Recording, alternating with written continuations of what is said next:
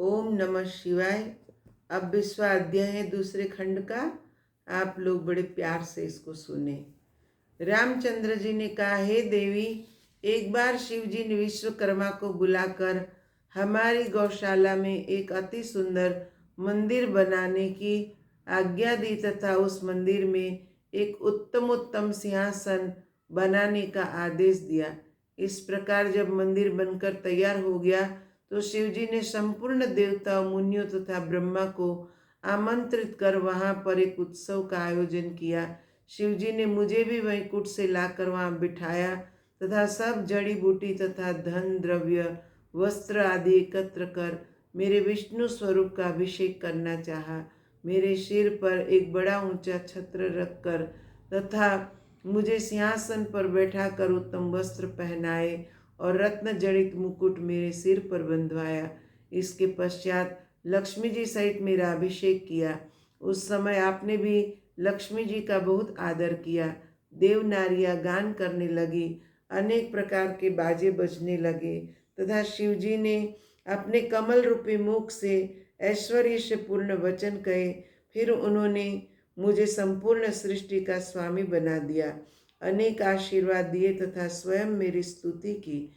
फिर ब्रह्मा से कहा कि तुम भी इनको प्रणाम करके उनकी बड़ाई करो तथा समझो कि आज से विष्णु तुम सबके स्वामी हुए। वे सबको आनंद प्रदान करेंगे तथा तुम सबकी इच्छाओं की पूर्ति करेंगे। शिव जी का यह आदेश सुनकर सबने मुझे प्रणाम किया। चारों ओर से जय जयकार का शब्द गूंजने लगा। फिर शिव ने मुझे वरदान दिया, हे विष्णु, तुम सबके स्वामी होकर सबके कष्टों को दूर करो। तुम्हारी तीनों लोग पूजा करेंगे। धर्म, काम तथा मोक्ष देने वाले होकर बड़े विजयी वीर बनोगे। हम स्वयं भी तुम पर विजय प्राप्त न कर सकेंगे। तुम ब्रह्मा के भी स्वामी हो। हमने तुमको तीनों लोक प्रदान किए। अब तुम अवतार लेकर तीनों लोकों का पालन करो।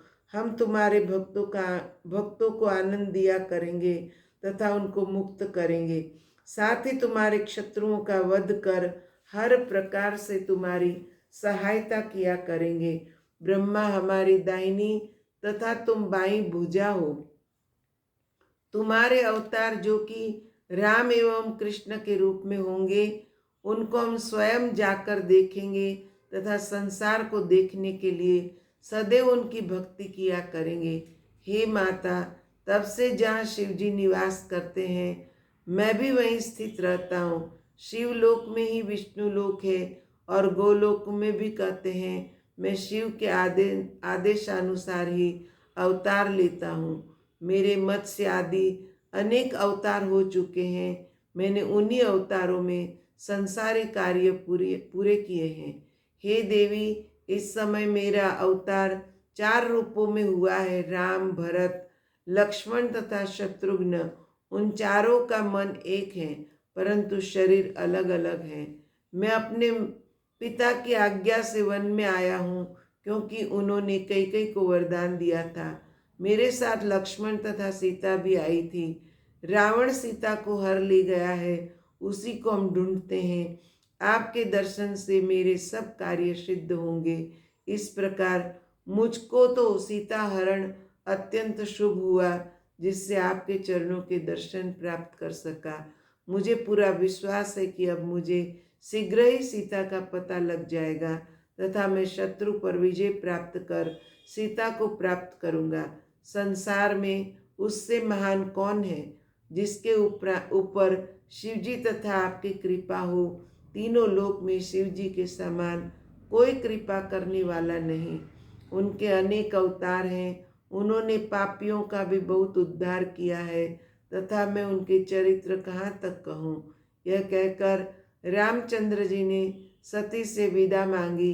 इस प्रकार सती से आज्ञा तथा आशीर्वाद प्राप्त कर शिवजी का ध्यान धर रामचंद्र जी आगे चले तथा उसी प्रकार अपने कार्य में संलग्न हुए। यहाँ पर 20वां अध्याय पूर्ण होता है और कल हम दूसरे खंड का 21वां अध्याय सुनेंगे। ओम नमः शिवाय।